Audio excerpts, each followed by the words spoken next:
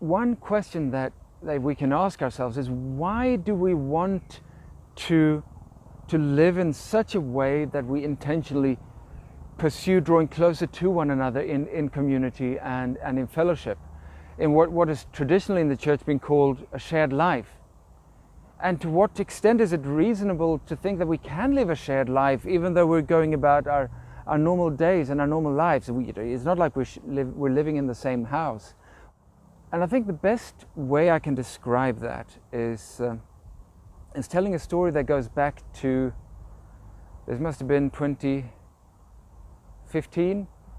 At that point I was leading a ministry for young adults aged 20 to 35 who came together from all around the world and any branch of the Christian family tree, called the Community of St. Anselm. And we very intentionally pursued a shared life with one another, even just for 1 year. Part of that way of life was we went on retreats, 3 retreats in the course of a year. And the first one was on the person and work of the Holy Spirit. And the very first cohort, the very first year, the very first retreat, as we are away on this retreat, I get a vision when I'm in prayer that really struck me, and it's really stayed with me. In this vision, I was standing by a waterfall, and I had a piece of wood in my hand, a block of wood about that big, and I felt God say, "Carry water from this waterfall to the people." The water in this vision represented the presence of God, and it was an ever-flowing, beautiful, large, powerful waterfall. And all I have to carry this water with is this block of wood. Well, what do I do with it? So in the vision, I whittle it into a spoon. That's all I could think of doing. And I start carrying, with this whittled wooden spoon, carrying water to a thirsting world that's longing for the presence of God, needing the presence of God. And then the picture changed, the vision changed. Now I was the piece of wood, and around me stood in a circle other people, members of the community, who were also standing there like pieces of wood. And we all bent in towards each other, leaning forward.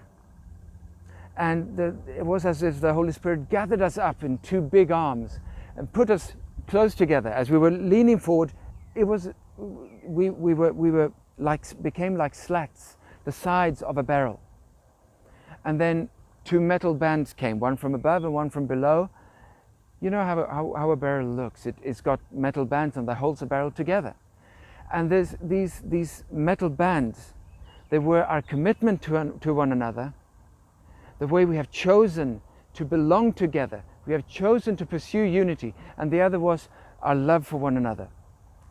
And then it was as if my vision zoomed in, and I saw the unevennesses between these pieces of wood, which I interpret to be our sin, the ways in which we are hurt and hurting and hurt each other, the ways in which we're unflexible in our relationships with each other. But as these bands were being tightened, our commitment to belong together and the love that's growing between us, as these bands were tightened and we were pressed closer together, the one slat bent a little bit this way, the other one bent a little bit that way, so that we made accommodations for one another, and our unevennesses were also rubbed off. Then this barrel, God said, in this barrel you can carry infinitely more water than you could ever do if you had become a spoon each. Because in this community, in this fellowship, in this belonging together, as we do this, as we pursue this way of life together, the presence of God comes and dwells among us and is giving nurture and life to a world that's thirsting and longing. So to me, this is the founding reason why we do this, why we pursue a life of belonging together, of being shaped by each other. And it is a beautiful thing. It is a stunning thing. It is also a testimony to the world of what is possible and how God blesses unity when we pursue it to our own cost, when we pursue it not because it's easy, but because Jesus asks us to. Remember how Jesus prayed, I pray that they shall all be one. This is one way of being an answer to Jesus' own prayer.